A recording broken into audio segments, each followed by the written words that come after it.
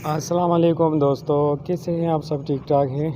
तो दोस्तों आज मैं आप लोगों को अपने घर के डब्बा वाले कबूतरों का शौक़ करवा रहा हूं, जो किसी तारुफ के मोहताज नहीं। मेरे डब्बा वाले कबूतर माशाल्लाह, इसकी बहुत ही अला परफॉर्मेंस और बहुत ही ज़बरदस्त रिज़ल्ट है।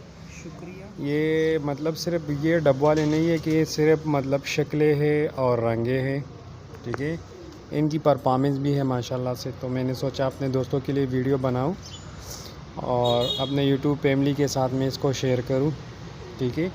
जितने भी दोस्त न्यू है चैनल पर वीडियो को देख रहे हैं तो वीडियो को लाजमी लाइक करें, फुल वीडियो को वॉच करें और चैनल को लाजमी सब्सक्राइब करके बेल आइकॉन के बटन को जो है ना प्रेस करें।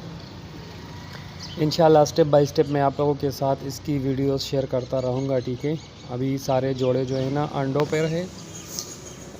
किसी जोड़े ने अंडे दिए हैं, किसी ने बच्चे दिए हैं, तो वो प्रोग्रेस भी मैं आप लोगों के साथ शेयर करूंगा। और दूसरी ये कि सर्दियाँ आ गई हैं तो अब अपने कबूतरों को कैसे मेंटेन रख सकते हैं वो भी मैं सब आप लोगों के साथ शेयर करूंगा। मतलब आप इनसे कैसे बच्चे ले सकते हैं और किन किन दवाइयों का आप लोगों ने इसका जो है ना इस्तेमाल करना है सर्दी में, ठीक है।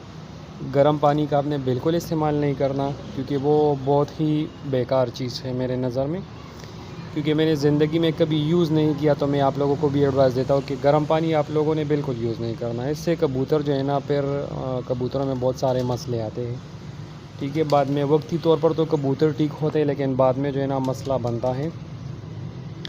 तो आप लोगों ने माशाल्लाह लाज़मी कहना है माशाल्लाह, और कमेंट में मुझे लाज़मी कहना है कि कबूतर मेरे कैसे है ये डब्बा वाले, ठीक है। तो वॉच करने का बहुत बहुत शुक्रिया। अल्लाह हाफ़िज़।